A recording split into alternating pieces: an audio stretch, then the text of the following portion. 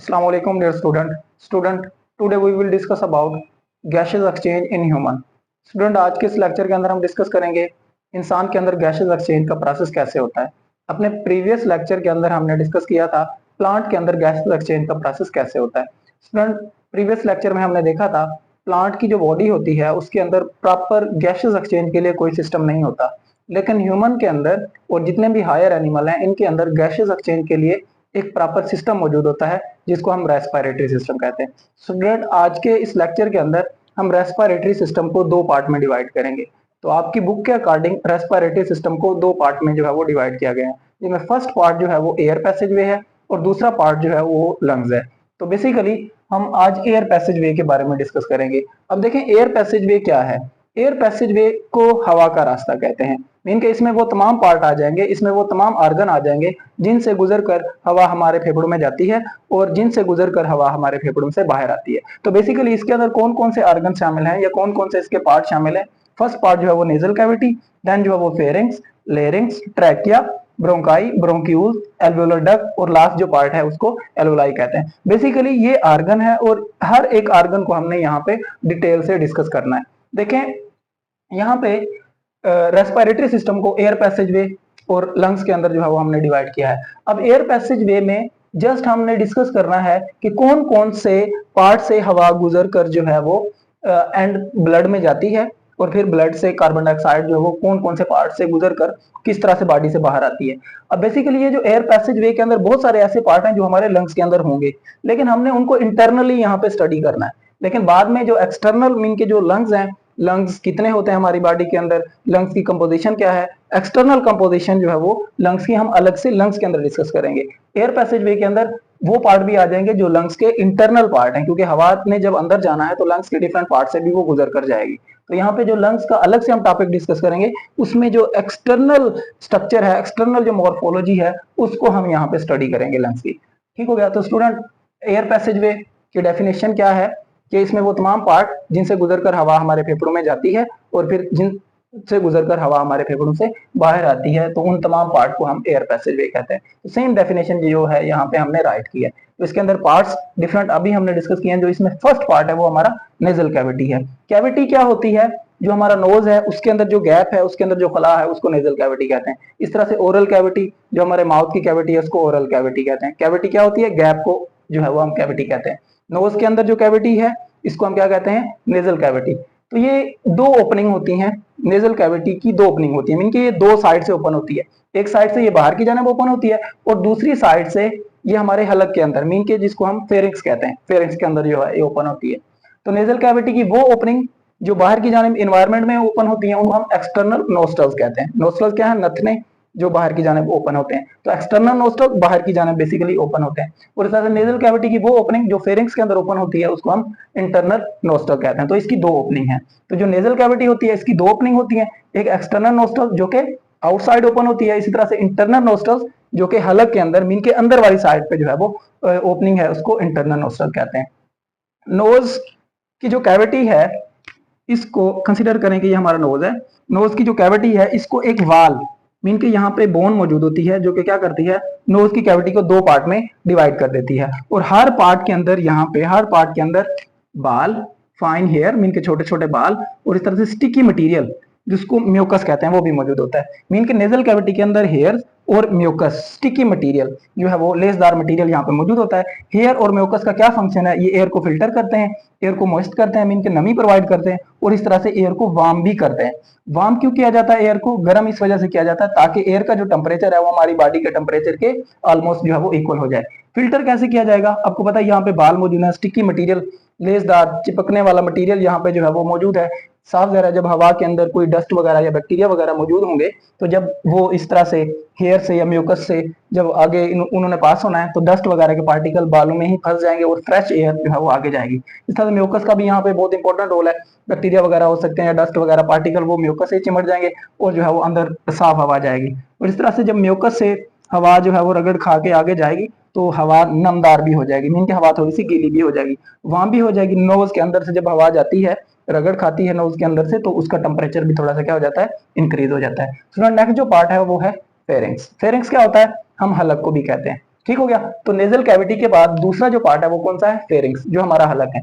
तो ये बात आपने याद रखनी है, चाहे हम हवा को इनहेल करें चाहे हम फूड को खाएं, तो दोनों चीजें जो है वो फेरिंग्स से गुजरेंगी। मीन के ये कॉमन होता है फूड के लिए और इसी तरह से एयर के लिए। मीन के यहाँ से एयर ने भी पास होना है, यहाँ से भी फूड ने भी पास होना है। तो फर्स्ट पॉइंट इसकी जो डेफिनेशन के अंदर हमने राइट किया है, ये एक मस्कुलर पैसेज है, मीन के मसल का बना हुआ एक रास्ता है जो कि कॉमन है बोथ के लिए, एयर और फूड। इनके यहाँ से फूड भी गुजरती है और यहाँ पे एयर भी जो है वो पास होती है।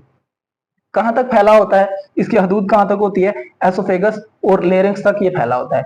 देखें स्टूडेंट, ये वाला जो पार्ट है जहां से फूड ने और एयर ने जो है वो क्रॉस होना है, ऊपर वाले पार्ट से मीन के यहाँ से जो है वो एयर आती है और इस साइड से जो है वो इसमें फूड आती है। तो ये दोनों चीजें यहाँ से पास होती हैं, फूड भी और एयर भी। अब देखिए ये वाला जो पार्ट है सारा जो कॉमन है, ये यहाँ तक है बेसिकली। आगे आके फिर जो है यहाँ पे दो डिवीजन और हो जाती हैं। इनके यहाँ पे एक जो इससे ट्यूब निकलती है उसको हम एसोफेगस कहते हैं, और जो दूसरी इससे ट्यूब निकलती है उसको हम क्या कहते हैं, लेरिंक्स। मीन के जो फेरिंग्स है ये कहां तक होता है, ये लेरिंक्स और एसोफेगस तक होता है। मीन के यहाँ तक ये होता है। तो ये जो है वो इसका एंड है बेसिकली। तो ये कहां तक फैला होता है, एक्सटेंड कहां तक है, ये एसोफेगस और लेरिंक्स तक। उसके बाद ये क्या हो जाता है, खत्म हो जाता है। ठीक हो गया।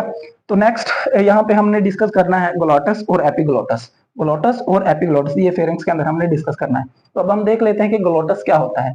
जो फेरिंग्स है, जो इसका फ्लोर है, फ्लोर क्या होता है, किसी भी चीज की जो बेस होती है उसको उसका फ्लोर कहते हैं। तो फेरिंग्स के फ्लोर के ऊपर एक ओपनिंग मौजूद है जो कि कहां पे मौजूद है, बेसिकली लेरिंक्स के ऊपर। लेरिंक्स के ऊपर टॉप पे और फेरिंग्स के फ्लोर पे, मीन के इसकी जो बेस है उसके ऊपर ये एक ओपनिंग मौजूद है और इसकी डायरेक्शन की तरह ये कहां पे है, बेसिकली ये लेरिंक्स के ऊपर मौजूद होती है। ठीक हो गया। तो यहाँ पे जो ओपनिंग है छोटी सी उसको हम क्या कहते हैं, ग्लोटस। तो फेरिंग्स के फ्लोर के ऊपर एक ओपनिंग मौजूद होती है जिसको ग्लोटस कहा जाता है। ग्लोटस के ऊपर एक फ्लैप मौजूद होता है, टिश्यू का एक पर्दा मौजूद होता है जिसको एपिग्लोटस कहते हैं, जो कि इस ग्लोटस को कवर करता है। स्टूडेंट देखें जो ग्लोटस है बेसिकली वो लेरिंक्स के ऊपर मौजूद है और लेरिंक्स में जो है वो हवा आने जाना होता है। लेरिंक्स हो गया, ट्रैकिया हो गया, ये सारा जो है वो रेस्पिरेटरी सिस्टम में आता है। और एसोफेगस जो है वो जो हमारा डाइजेस्टिव सिस्टम है उसकी एक नाली है। मीन के जो फूड होती है वो जब हम उसको खाते हैं तो वो एसोफेगस में जाती है और जो एयर होती है वो लेरिंक्स में आती है। क्लियर। तो यहाँ पे जब हम फूड को खा रहे होते हैं तो जाहिर सी बात है जब हमने फूड खानी है तो हमारी बॉडी के अंदर ऐसा सिस्टम मौजूद है जो कि फूड को लंग्स की तरफ नहीं भेजता, फूड को किधर भेजता है, एसोफेगस में। तो वो बेसिकली कौन सी ऐसी स्ट्रक्चर है जो कि फूड को एसोफेगस में जाने में हेल्प करती है, वो एपिग्लोटस है। जब आप फूड को खाते हो, जब हम फूड को निगलते हैं तो एपिग्लोटस जो है वो ग्लोटस को क्या कर देता है, कवर कर देता है। तो फूड के पास जस्ट एक ही रास्ता बचता है जाने के लिए, वो क्या है, एसोफेगस। और इस तरह से फिर फूड एसोफेगस से गुजरती हुई हमारे स्टमक की तरफ चली जाती है। तो ये एपिग्लोटस का रोल बहुत इंपॉर्टेंट है, ये भी आपने अच्छे से याद करना है। तो ग्लोटस की डेफिनेशन क्या है, नैरो ओपनिंग, ये एक तंग रास्ता है, कहां पे है, at the floor of pharynx. Pharynx के फ्लोर के ऊपर होता है, which lead into the larynx, जो किस तरफ जा रहा होता है, लेरिंग्स की तरफ जा रहा है। मीन के लेरिंग्स के इससे आगे क्या है, मीन के लेरिंग्स है। एपिग्लोटस क्या है, glottis is guarded by a flap of tissue. Glottis जो है वो एक टिश्यू से कवर है, वो एक टिश्यू के पर्दे से जो है वो कवर है। तो इसको हम क्या कहते हैं, एपिग्लोटस कहते हैं। मीन ग्लोटस के ऊपर एक टिश्यू का पर्दा मौजूद होता है जिसको एपिग्लोटस कहा जाता है। तो स्टूडेंट नेक्स्ट जो पार्ट हमने डिस्कस करना है वो है लेरिंग्स। तो फेरिंग्स से आगे लेरिंग्स है। लेरिंग्स की अगर पोजीशन की बात करें तो ये फेरिंग्स और ट्रैकिया के बिटवीन में मौजूद होता है। तो देखें लेरिंग्स के ऊपर कौन सा पार्ट है, फेरिंग, और इसके नीचे कौन सा पार्ट है, ट्रैकिया। तो ये इन दोनों के बिटवीन में मौजूद होता है, बिटवीन फेरिंग्स एंड ट्रैकिया। तो जो लेरिंग्स होता है वो फेरिंग्स और ट्रैकिया के बिटवीन मौजूद होता है। तो यहाँ पे इंपॉर्टेंट पॉइंट आपने याद रखना है कि इसके अंदर जो है वो वोकल कॉर्ड मौजूद होते हैं जो कि वॉइस की प्रोडक्शन में इंपॉर्टेंट रोल प्ले करते हैं। ठीक हो गया। तो इस वजह से इसको वॉइस बॉक्स भी कहते हैं, आवाज पैदा करने वाला खाना भी इसको कहा जाता है। तो इसको वॉइस बॉक्स क्यों कहा जाता है, क्योंकि इसके अंदर फाइब्रस बैंड मौजूद होते हैं, 2 पेयर ऑफ फाइब्रस बैंड मौजूद होते हैं। तो फाइब्रस बैंड जैसा कि आपको स्ट्रक्चर के अंदर नजर भी आ रहा होगा, तो ये जो फाइब्रस बैंड है या जो इनको हम वोकल कॉर्ड्स कहते हैं, क्योंकि ये वॉइस की प्रोडक्शन के अंदर इन्वॉल्व होते हैं। जब हवा इनसे टकराती है तो ये वाइब्रेट करते हैं। तो वाइब्रेट जब ये करते हैं तो वाइब्रेशन से बेसिकली क्या प्रोड्यूस होती है, साउंड प्रोड्यूस होती है। तो साउंड कहाँ पे प्रोड्यूस होती है, लेरिंग्स के अंदर प्रोड्यूस होती है। तो इस वजह से लेरिंग्स को वॉइस बॉक्स भी कहा जाता है। तो यहाँ पे स्पीच जो बोलने की सलाहियत है हमने जस्ट इंसानों को बख्शी है।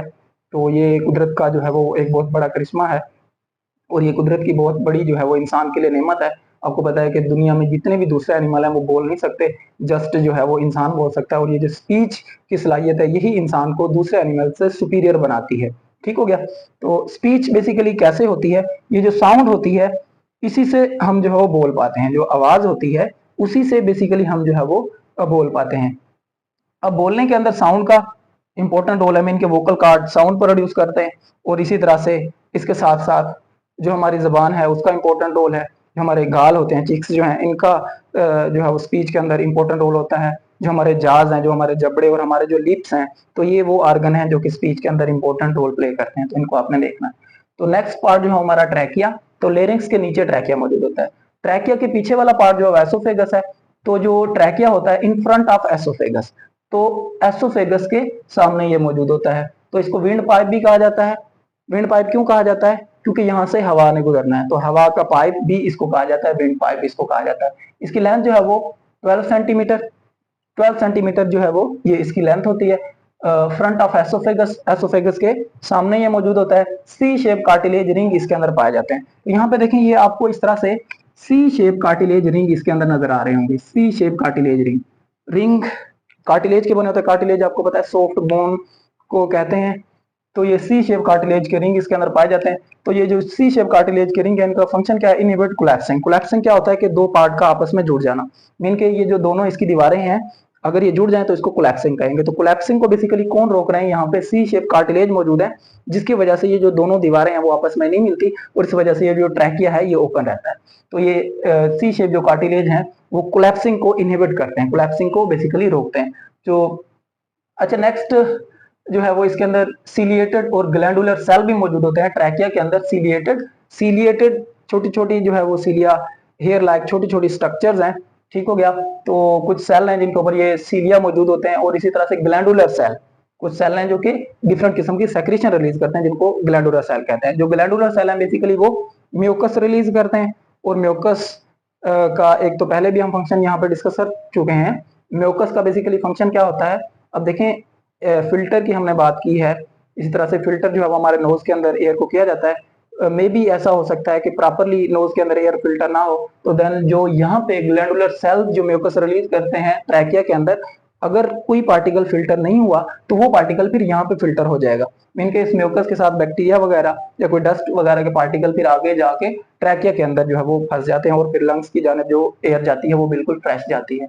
सीलिएटेड सेल का भी बहुत इंपॉर्टेंट यहाँ पे रोल है, जो म्यूकस ग्लैंडुलर सेल रिलीज करते हैं, और उसके साथ जो डस्ट वगैरह के पार्टिकल होते हैं, सीलिएटेड सेल के अंदर सीलिया होते हैं, और सीलिया फिर क्या करते हैं, उस म्यूकस को ऊपर वाली साइड पे जो है वो धकेलते हैं, और जब हम खांसते हैं तो वही बलगम की फॉर्म में जो म्यूकस है वो हम अपनी बॉडी से फिर क्या करते हैं, बाहर निकाल देते हैं। ठीक हो गया। जो नेक्स्ट पार्ट है वो हमारे पास ब्रोंकाई है। ट्रैकिया के बाद दूसरा जो पार्ट है वो ब्रोंकाई है। ट्रैकिया जो ट्यूब है ये लंग्स में जब इंटर होती है, मीन के चेस्ट कैविटी में, सीने के खला में जाके ये दो पार्ट में जो है वो डिवाइड हो जाती है। तो जिन दो पार्ट में या जिन दो ट्यूब के अंदर ये डिवाइड होती है उनको हम क्या कहते हैं, कलेक्टिवली ब्रोंकाई कहते हैं। ब्रोंकाई बेसिकली क्या है, दो ट्यूब को कलेक्टिवली कहते हैं। एक को हम ब्रोंकस कहेंगे, तो यहाँ पे ये पॉइंट आपने याद रखना है। ब्रोंकाई ट्रैकिया दो ट्यूब के अंदर डिवाइड होती है जिनको ब्रोंकाई कहते हैं, और एक को हम क्या कहते हैं, ब्रोंकस। और फिर हर ब्रोंकस क्या होती है, अपनी साइड के लंग्स के अंदर जो है वो इंटर हो जाती है। मीन के जो राइट ब्रोंकस है वो राइट लंग के अंदर, और इस तरह से जो लेफ्ट ब्रोंकस है वो लेफ्ट लंग के अंदर जो है वो इंटर हो जाएगी। इन चेस्ट कैविटी के अंदर trachea divide into two smaller tube, तो ट्रैकिया दो स्मॉलर ट्यूब के अंदर डिवाइड हो जाती है, तो इन दो को कलेक्टिवली हम ब्रोंकाई कहते हैं। तो कार्टिलेजिनस प्लेट भी इनके अंदर मौजूद होते हैं, इनके अंदर भी कार्टिलेज मौजूद होता है। तो यहाँ पे एक पॉइंट आपने याद रखना है कि जो लेरिंग्स है इसके अंदर भी कार्टिलेज होता है, ट्रैकिया के अंदर भी सी शेप कार्टिलेज होता है, और इस तरह से जो ब्रोंकाई है इसके अंदर भी कार्टिलेज होता है। तो आगे जो ब्रोंकाई है ये मजीद हर फेफड़े में जब जाती है ब्रोंकस, तो वो मजीद फिर आगे डिवाइड हो जाती है। उसकी डिवीजन से जो छोटी ट्यूब्स बनती हैं उनको ब्रोंक्यूल्स कहते हैं। मीन के जो ब्रोंकाई फेफड़े में जाएंगी तो वो मजीद डिवाइड होंगी, छोटी ट्यूब्स बनेगी, उनको ब्रोंक्यूल्स कहेंगे। तो देखें ब्रोंकाई के अंदर हमने अभी डिस्कस किया कि ब्रोंकाई के अंदर कार्टिलेज मौजूद होता है। तो जो जो ये ब्रोंकाई डिवाइड होगी तो जो ब्रोंक्यूल्स बनेंगे उनके अंदर कार्टिलेज भी क्या होता जाएगा, खत्म होता जाएगा, क्योंकि बहुत ही छोटी ट्यूब्स होती हैं, तो कार्टिलेज इनके अंदर जो है वो रिप्लेस हो जाता है, खत्म हो जाता है। तो ब्रोंक्यूल्स क्या है, फाइन ट्यूब है। फाइन का मतलब होता है बारीक, तो ये बारीक ट्यूब है। फॉर्म कैसे बनती हैं, by the division of bronchi, तो ब्रोंकाई की डिवीजन से ये बनती हैं, जो कि अभी हमने डिस्कस किया है। उसके बाद alveolar duct end of bronchioles, तो देखें ये जो ब्रोंक्यूल्स है इनका जो इख्तिताम होता है, इनका जो एंड होता है, एंड पे जो ट्यूब आएगी, मीन के ये देखें ये ब्रोंक्यूल है, ये ब्रोंक्यूल है, और ये इसका एंड है।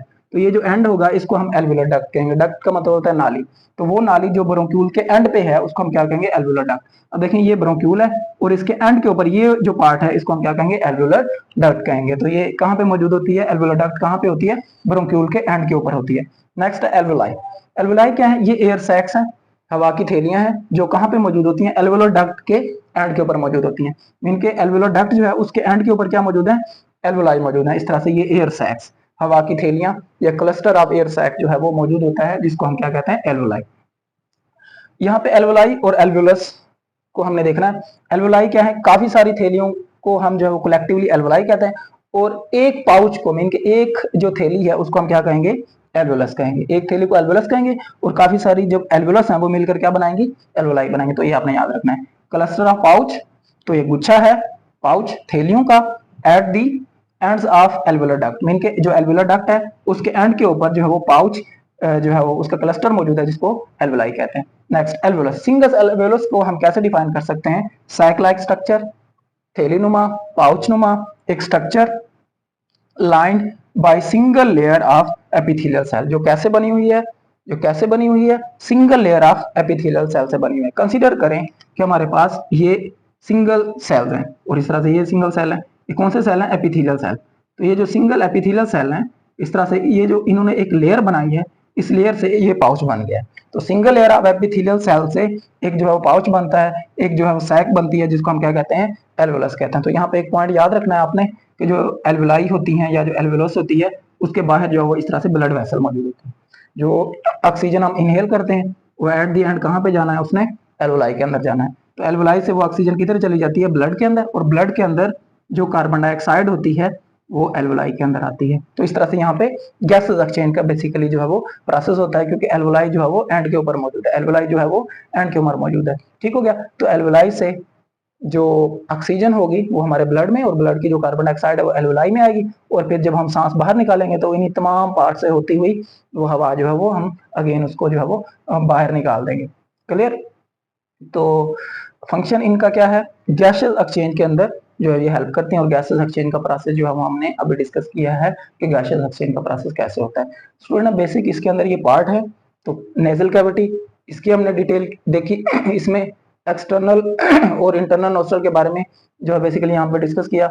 उसके बाद जो है हमने फेरिंग्स को डिस्कस किया, कॉमन पैसेज है, यहाँ से फूड भी पास होती है और इस तरह से एयर भी पास होती है। इस तरह से लेरिंग्स, जिसको वॉइस बॉक्स भी कहते हैं, आवाज पैदा करने वाला खाना भी कहते हैं, तो यहाँ पे आवाज प्रोड्यूस होती है, तो ये हमने यहाँ पे डिस्कस किया। ट्रैकिया, सी शेप कार्टिलेज इसके अंदर पाए जाते हैं जो कि ट्रैकिया को भी बंद नहीं होने देते, तो यहाँ पे ये हमने डिस्कस किया।